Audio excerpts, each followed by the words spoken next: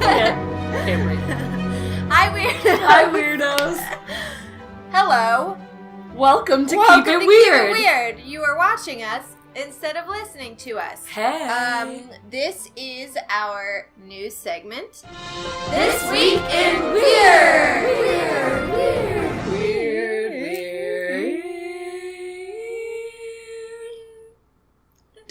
Okay. Hello. We are Hi. doing this live now. I mean, I always say that. It's not live, but it's like It's- we're moving people in front yes, of you. Yeah, I but don't know. It's a video. you can see us. That's the point of this whole thing. You can see us. It's pretty Look at fun. that. Hey. We just recorded a 2.5-hour episode, so I'm like starving. We're I'm exhausted. So hungry. I'm so sweating. tired. I have to pee. My pits are... You have to pee again? No, I was kidding. Okay. I went so many times Oh, during the God. recording of our podcast. My though. pits are like just moist. Yeah, It's like the they've thing. been constantly. Yeah. Did you smell your fingers? Yeah, but it smells like deodorant, so it's actually Hey, that's kind good. of nice. That means it's doing its job. It's working. So I'm very happy for That's you. what I hear. That's what I read. So, we are going to be doing This Week in Weird video on YouTube now, so enjoy. Fun. It's still going to be, news stories, and then Lauren's going to have her My little derp corner. derp corner. I'm going to give you a dunce hat. Oh my god! I wish you I had have a to dunce wear hat while I during- read like the derp story. Yes. Yep. That'd be Next pretty good. time. / We'll be more probably prepared. not. I'm really bad with, managing my time. So, I have a really crazy one. Okay. Do you know who Stan Romanek is? Uh-uh. So, this is Bonkers. #Bonkers. This is crazy. So, have you seen the documentary on Netflix called Extraordinary, the Stan Romanek Story? No. I assume that because you said I was like, you I did don't not know know what you're talking Stan about. Romanek, Nope. that you would also, for I sure. don't. Okay, so it's pretty crazy. It's basically the account of this guy Stan, who claims that he was initially visited by extraterrestrials for the first time in the year 2000 and has been repeatedly stalked, contacted, and abducted by them numerous times since then. Not only that, but he's been harassed and even physically attacked by numerous various government agencies trying to shut him up.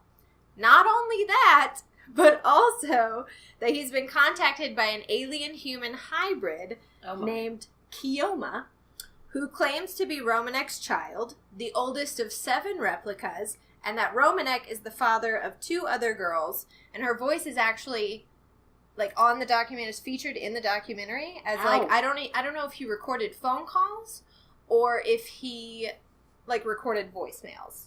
Right. But she was But her contacting him voice in some is- way, yeah, and it's it's like on this there. strange robotic female human voice that's kind of got a What? British dialect. It's crazy. Excuse me? Okay, I know he sounds like a total whack job. However, there are some things that have happened to him that seem pretty for lack of a better word, bonkers. So he's posted pictures and video evidence of wounds on his body that he's woken up to that glow under a blacklight. Oh my. Why? Oh my. Why? How? And has found several implants in his legs and back, to which his wife has corroborated that story Oh, okay. and claimed that they were true. In 2009, he did an interview on ABC Primetime, and they requested a medical test of the newest implant that was in his leg, and basically it disappeared. They claimed it disappeared overnight. Okay. So, we'll see. Oh my goodness. So, not only that, Dwight Connolly, who is the editor of the MUFON, MUFON, UFO Journal, included Sam Romanek's case in his 2004 book, The World's Best UFO Cases, claiming that it was the best current case due to the presence of independent, reliable, and the number of witnesses that came forth to corroborate his story. Right.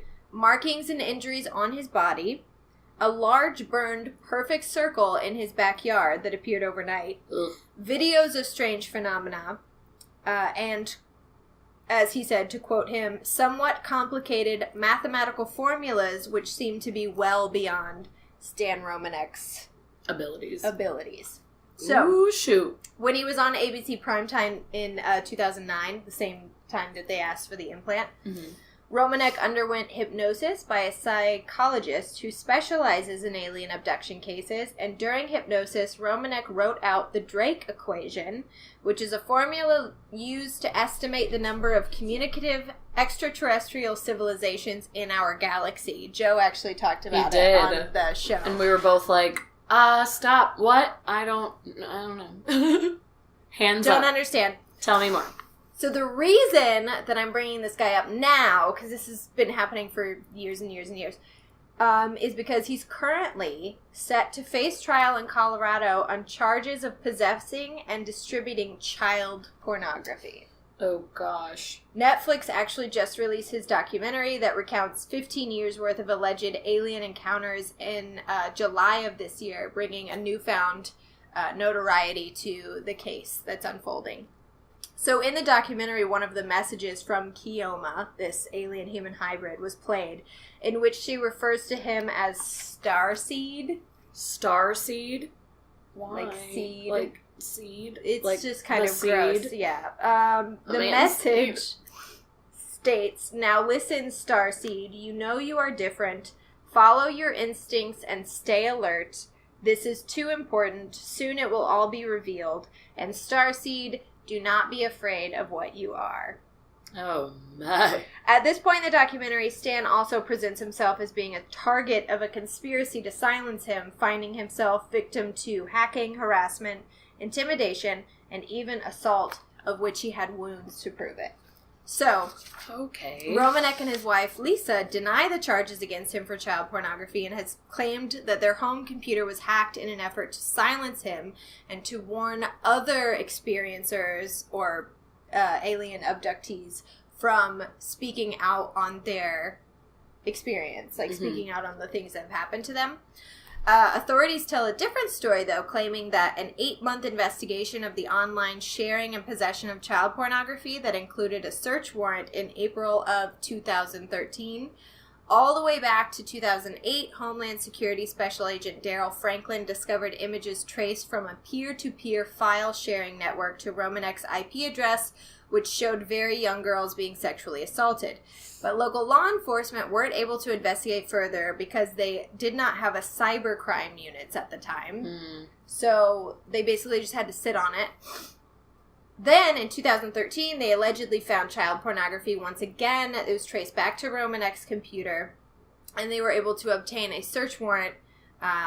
But lead investigator Brian Koopman found the computer's hard drive had been erased. So how did they know they were coming? Right. Blah, blah, blah, blah, blah. Interesting. Interesting. However, investigators later reportedly found hundreds of images on USB sticks and similar videos on a laptop, and Romanek was arrested then in 2014. Now, gets more interesting. How? Detective Brian Koopman is now also under investigation, like the lead detective in this case, for allegations of tampering with evidence in another case and attempting to influence a public official as part of a 2013 murder trial. So Stan Romanek has pleaded not guilty to the charges against him, and his wife has vowed to make extraterrestrial conspiracy theories a part of the trial when they go to court. They stand by their claim that they are being set up by one or multiple government agencies trying to silence them, which I think is very interesting, especially since the cop that, like, the lead cop in that investigation is basically known now to be kind of a corrupt cop, to be someone who likes to mix up the truth a little bit. Yeah, so it's kind of like, how hard would it be to convince this cop to plant evidence? Totally, this guy's place if he's speaking out too much about alien life. I know. Ooh, that is an interesting So either twist. way, like, I totally, you know, people are fucking sick, so I could totally believe that this fucking guy is just, you know, a child molester, or maybe not child molester, but, you know. Into the child pornography, yeah, into which child is pornography, sick and which is awful. disgusting. But I can also believe. Yeah. Because I want to believe. I know, I was like, that story is more interesting and exciting. Yeah. But, yeah, I mean, he could be a total creep. Yeah, he could just totally be a creep. No, but there's a good chance. I know. That corrupt cop is ruining everything. Crazy! Alright, I have a story. Yes, please. It's actually, it kind of has like a sad, morbid bit to it, but then also just like, what? How did this happen? It's a little bit of like mix of Lauren's Derp Corner, but also interesting. Okay. A Pennsylvania mom said she is living her nightmare and she can't wake up from it after she discovered last week the box she believed to be holding her daughter's cremated remains for the last 2 years actually contains dog remains. What? So Jennifer Daly told her news station she had a stillborn baby, which is very sad, and her daughter, Jerica Skye, was cremated in April 2015 at the Bauer Funeral Home. The funeral home gave the grieving mother a white box with a bag that was supposed to contain the daughter's remains. Daly said she held on to the remains for 2 years, not looking inside the box once, because I don't think you normally are, like, opening it all the time, until recently, when her husband suggested they spread the ashes somewhere that they felt held meaning for the family. She said, I finally worked up the nerve to look into her urn and look at her ashes, and there was a metal plate, and I read it, and it said Butler Pet Cremation. Oh. And when I saw that, I knew something was wrong. God. The funeral home immediately apologized to Daly and said the mix-up happened when Thompson Miller Funeral Home, who it works with, had accidentally swapped the remains. They told, and this is back to her. Where's the dog? And where is the dog? Where are his remains? What? That poor family. What if they have this girl? Oh my god. Oh my god, okay. So then the wife and mother said, they told me a mistake had been made and I was given somebody's pet. No big deal. Oh, and they God. were, and then it says right here, and they were given my daughter. It turned the worst thing that could possibly happen to me in my life into 1,000 times worse. Yeah. Glenn Miller, the owner of Thompson Miller Funeral Home that operates as a pet and human crematory. See, also, there's your problem. That's where you can't do both. You can't do both. Can't do both. One or the other. You either cremate humans or you cremate pets. Yep.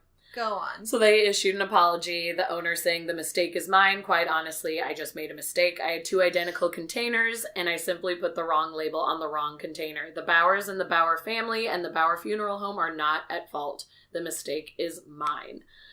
So the correct remains have now been swapped and are with the correct families, but like, what a horrifying situation. Oh my God. To already be going through this like horrible situation and this tragedy, and then to have dog remains, and then to find out you have dog ashes. Right. How long did they have the dog ashes? Like years, for 2 right? years. 2 years. I just like I saw that headline and was like, what? Dog remains? Can you imagine like hearing that story is like your hometown and being like, Grandma, like looking into the ashes, like everyone's like digging through. Like, this is a horrible image, and I'm like a bad person for even bringing it up. But like digging through like ashes to figure out if there's like a dog tag inside. Right. Until you find that little metal plate that says it's a pet crematorium. Holy balls. Yeah. So I feel really bad for that family. Everything is settled now. Everyone's apologized. Who's supposed to apologize? But good load. Good load. Do you remember the bridal doll that you did a story on a while ago? Remember that like creepy moved doll in that, the like, rocking moved chair? In the rocking chair? She's back. Oh God, this bitch never She's goes back. away. She'll never die. Okay, so Lee Steer has her now. He's a paranormal investigator based out of Rotherham, England. He reportedly bought the possessed doll online after paying about £866, which is roughly $1,100. Worth it for a doll? No. For a doll. So it's not worth it. He's operating on all cylinders. All cylinders. According to hold on. According to Lad Bible, the doll's previous owner put it up for sale on eBay after it became attacking her husband, which you know about, setting off fire alarms and taking off its necklaces. Just being a real bitch. Just being a real. She should just sit there. She's a doll. Now, so after Steer brought the doll in for research and investigation, it seems that his father has now found himself at the receiving end of the possessed doll's wrath. Goodness. Steer has done live streams on social media with the doll, trying to debunk or prove that it is in fact haunted. Said that it attacked his father while he was watching a repeat of one of his live streams. He said, later that day I was watching one of our live streams after it went up upstairs. I was also in the middle of planning another live stream in my room When my dad said to my mom, my arm is hurting, he lifted up his sleeve and he had 6 scratch marks all down his arm. Ugh. Psychic medium Deborah Davies, who has also been investigating the doll, said that she has captured 2 separate videos of orbs near the doll and posted photographs of her own scratched arm with the caption, "My arm felt hot and this has happened now whilst I'm looking for Pete's wedding ring, which has gone missing. It vanished between going to bed last night and waking up this morning. The ring was eventually found in a pocket of pajamas in our bathroom, and Pete is adamant that he did not put it there." Oh. The bitch is back! The bitch is back! She doesn't just rock in rocking chairs! No, she takes does off her so necklace, much more. she does scratchies. She steals wedding rings, she does steals wedding scratchies. rings. She does scratchies. Oh my god. She's evil. She is pure evil. I think it's funny that we have now done 2 stories on this 2 bitch. stories on like, her. she... Oh my Ooh, god, I can't shadows. wait for her My to... goodness. I can't wait for her to lights come back. that we got that we're testing out, so... This is all a test. Yeah, it's all a test. You're seeing all of it. This is just a test. This is just a test. Okay, so another, again, my stories always have like a little brush of like derp corner, but also like, ew. This is, speaking of dolls, this is another doll one. So a mom has spoken candidly about her devotion to all 57 of her children, even though only 2 of them are human. Sylvia Hestereniova, what? That's That's a real name. She's age 43. She lives in Sydney, Australia, and is mother to 2 humans named Veronica and Sophia, ages 24 and 20. Her biological daughters treated her to a lifelike doll called a Reborn, which we've talked about before, which she named Isabella for her 40th birthday, and it triggered an insatiable maternal instinct. So now Sylvia is mom to 54 other Reborns, and these are like expensive dolls. This is crazy. Are not like cheap. they're not cheap because they're so lifelike and real, and they're usually given to moms who have and like they feel real, Right. and they have like some of them have heartbeats, and like it's a whole thing. Yeah, and they were made for a good reason. We've talked about this before, where they're usually given to either moms that had stillborns or miscarriages, or a child died at a very young age. It's to kind of give them the feel of a child back. So it's for a great thing, but she's gone a little over the top. Off the rails. Off the rails. So she has 54 other Reborns, including the ginger-mopped Demi, who likes to go on trips to the beach, and little Toby, who she takes out skateboarding. Ooh, this is all real. Other dolls practice the violin and piano, and sometimes they hang out in the street or enjoy meals out on the town. Sylvia, No, they do not. she brings them out into the world with her. She All takes right. them to dinners. Here's a picture of one of them out on the town with her and her daughters, like at a coffee shop. So, there's that. Some of the girls are dressed as geishas. Others are in Victorian-style dresses. One is in an Aboriginal-style headdress. I mean, all the styles, you know? They just have everything they need. Yeah, these are super expensive. Sylvia says in an interview, they are an absolute treat. She has lost track about how much money she has spent on these dolls over the years, but she says, other people spend money on things they like, so I'm going to spend my money on Reborns. Yeah, like drugs. This is her drug. This is her addiction. She likes to photograph her dolls in everyday poses before displaying the pictures on her social media. I hate it. She even has an Instagram page for the youngsters, just having them like playing the piano and eating dinner and, you know, all normal life activities. People like to look at them, she said proudly, and I dress them for all occasions. No, like they do not. Christmas, No, they Halloween, don't. and birthdays. Heartbreakingly, she has also made reborn dolls that are exact replicas of human babies who have died. She has started now making them for other women, which that's a cool part. I'm all about that if she wants to make her own custom dolls. She said she made a custom baby for a lady whose premature baby had died, and he was born weighing just 1 pound 6 ounces. He was so adorable, and she had stitched a doll for this woman. Wow. Yeah. Her own children include... Her own children, this is in quotes, because these are the ones who are like hers, these reborn dolls. Her own children include twins, Kirsten and Catherine, who enjoy picnics outside together. And there's another one named Ariana, who she likes to take shopping in public. She's not ashamed of her unusual hobby. Says most people think her growing brood are real when she brings them out in the town and gets compliments on these real life like babies all the time, and she takes the compliments without explaining that they are dolls. Her infectious hobby is even rubbed off on her birth daughters, Veronica and What's-Her-Toes, who have started their own collections as well. It's a family affair! No. I have a question. Yeah. Which one of the dolls is responsible for the rash of murders that have taken place in that town recently? In what town? In Sydney? Oh, are you kidding? Yes. No, yeah, I'm kidding.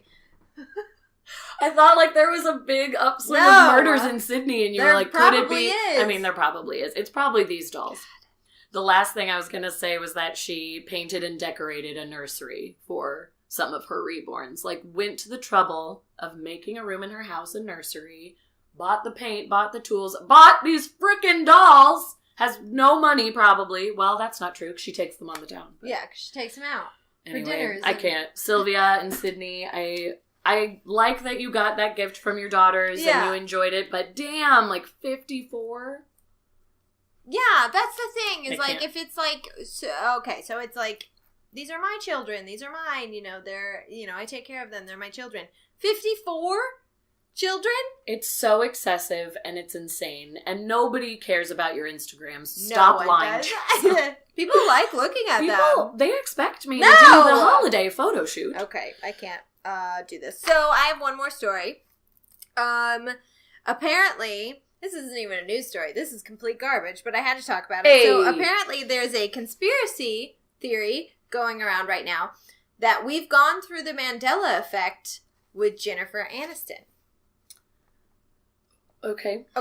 So I'm trying to think in my head, like, what has she done and what have everyone knows that she's, well, if you don't know, you know now. She's the spokesperson for Smart Water. Yeah. And they have a new commercial out. It's all just graphics, and she does you hear the her voiceover. voice. I've seen it. The only weird thing is, she doesn't sound like Jennifer Aniston, but she does sound like Jennifer Aniston. What do you mean? You should listen to it again. She does not sound like Jennifer Aniston.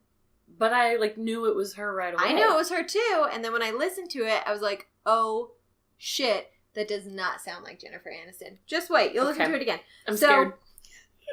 A contributor for Slate.com basically wrote this funny article about, how did we not notice that she sounds like this? Or has she never sounded like this? Or is this another dimension? So anyways, the contributor said, I've spent a good chunk of the last 20 years listening to Jennifer Aniston talk. Haven't we all? Friends, reruns. She's even parodied herself on Saturday Night Live. Mm-hmm. And then in the last 10 years, she's gotten even more famous. Her voice may be more familiar to you than some of your own family members, which is true, because I try to think of a family member I haven't seen in a while, and Jennifer Aniston's voice is 100% more familiar to me. So that's crazy. But what if Jennifer Aniston doesn't sound like Jennifer Aniston at all? He goes on to say, as soon as the commercial starts, you know that it's her, but something is off. Apparently, a ton of fans have been questioning her voice in the commercial. Several YouTube comments like, is she talking with a mouthful of food? Or does she have a cotton ball in her cheek? A lot of people are questioning what she has. It's almost like a slight lisp. And a lot of people are questioning, wouldn't we have noticed at some point in the last 3 decades that she had something, Jennifer Aniston has a speech impediment, like a lisp?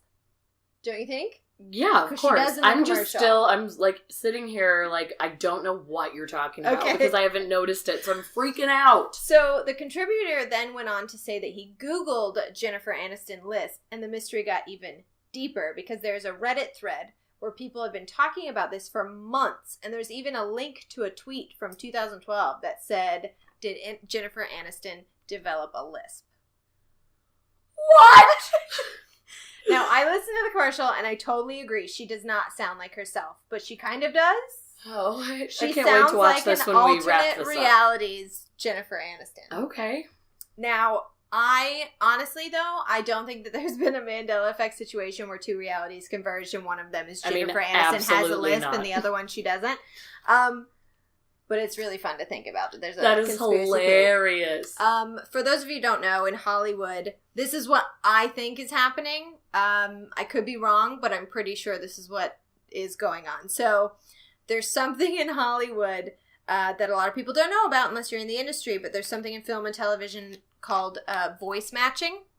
So basically it's when you hire voice actors who can emulate famous actors' voice. Mm-hmm. So they match them in commercials, sometimes in movies when they have to do research. The thing is, it costs a shit ton of money to get an actor to come in and record that audio, especially when it's like the back of Tom Cruise's head and they just need him saying one line that the camera didn't pick up on. So you could either pay millions of dollars to get Tom Cruise to come in for research shoots, or you can hire some voice matcher actor to come in and just match his tone, etc., etc. So, and even in commercials, like, especially if someone's like the spokesperson, I don't know, because, you know, if she was actually in the commercial, if it was like actually her acting in the commercial, you could see her face. Her. Would it be different? You have to have Jennifer Aniston for that, because you have to have her face. But these are just like cartoons. It's just like a cartoon animation. Right. You could bring in someone who costs $1,000. Maybe that's the case, and they have a little bit of a lisp. Yeah. But then you said that article from 2012 was on Twitter. I know, which is like, I wonder what they were listening to. Like in 2012, was it another voiceover? Because she's done other commercials too for, like, I think she does a Vino lotion or like some other thing. And like, I've never heard any type of speech impediment. So anyway, so that's my theory. A professor at Stockton University, this is actually being investigated right now. So an investigator at Stockton University, who's the director of its cross-cultural speech, language, and acoustics lab. Her name is Amy Shaw, had some theories as well. She explains that Aniston is displaying a slight lateral lisp in the commercial, which is not your textbook sort of lisp. It sounds like air is escaping from either the front of her tongue tip or the sides, which makes it sound a little bit airy, sort of like sloshy, kind of. Now, when she said that, I immediately thought maybe Jennifer Aniston had a couple cocktails before she recorded this commercial. Like a little tipsy and that's tips. why some of it sounds sloshy. But Amy Shaw also said that it's possible the actress was sick or had recently had a procedure that could affect her voice, like dental work or Botox, both of which would restrict the mouth's range of motion. And Jennifer Aniston has had Botox before. Right. So it could be she had a Botox injection. And anyway, in the end, it doesn't fucking matter. No one fucking cares, because just let her live her life. Who gives a shit? But also, even if it isn't her and it's an alternate reality, like, do I want to live in the reality where Jennifer Aniston has a lisp, or do I want to live in the reality where she doesn't have a lisp? How do I choose? How do we choose? Oh my gosh, I loved that story though. That was almost like Ashley's Derp Corner. It was a little bit like Ashley's Derp Corner. I just saw it and I was like, I have to know more. And we had this. Like, you couldn't not talk about a new Mandela effect with Jennifer Aniston's idiot voice. I mean, I loved it. That was a great story. Thank you. And we're gonna listen to that commercial immediately after we I can't wait. Stop watching this. I'll post the link, or maybe I won't. I don't even know if I'm gonna post this. So that is this week in Weird for this week. Hopefully you watched this week's episode. It's a ton of fun. It is so fucking long. It's so long. But it's great. So like, we covered a lot. California's nuts, California man. is pretty, we already knew, but crazy. So pretty crazy. And lots of good stuff. Lots of good stuff. And join us next week for our episode and another This Week in Weird. Yay! Yay! Bye, Weirdos! Bye!